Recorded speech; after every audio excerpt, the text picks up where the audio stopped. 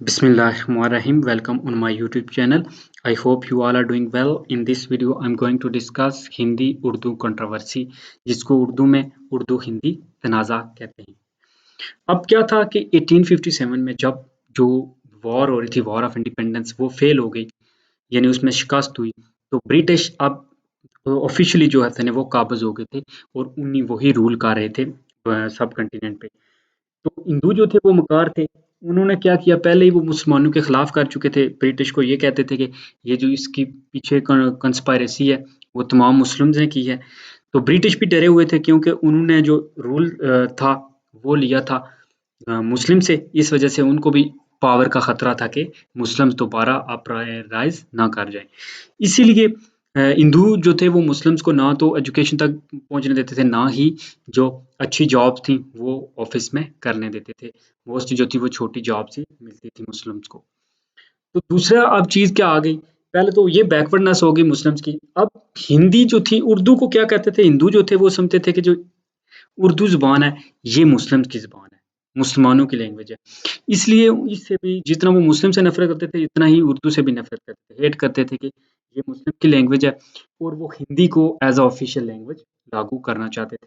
तो ये था हिंदी-उर्दू कंट्रोवर्सी, कि जिसमें हिंदू ये चाहते थे कि हिंदी ज़ुबान जो है वो ऑफ़िस वगैरह में चले, वो लागू की जाए, जबकि मुस्लिम्स पहले जो थी वो मुसलमानों ने उर्दू ज़ुबान लागू की हुई थी। अब हम देखते हैं इसके कि Hindu revivalist movements turn more against the Muslim. तो वो जो रिवाइव कर रहे थे हिंदू, उनने मूवमेंट चलाई ताकि मुसलमानों के अगेंस्ट हिंदू नेशनलिज्म जो थी वो राइवल था टू मुस्लिम नेशनलिज्म, मुस्लिम के वो खिलाफ था। तो जो इंडियन नेशनलिज्म थी वो forced Muslim to organize themselves politically and defend their interest effectively.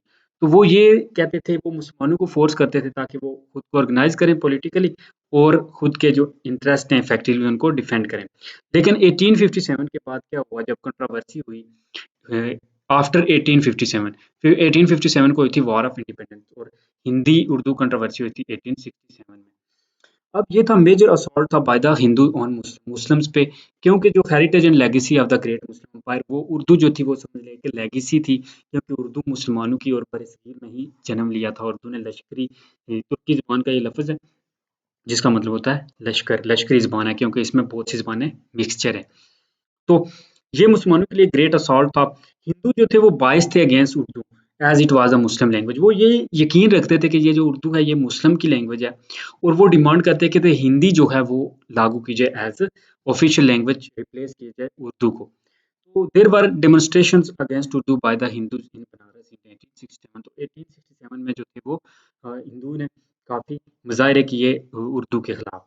तो ये था start of the Hindi Urdu controversy 1867 में, जो उन्होंने डेमोन्स्ट्रेशन किए।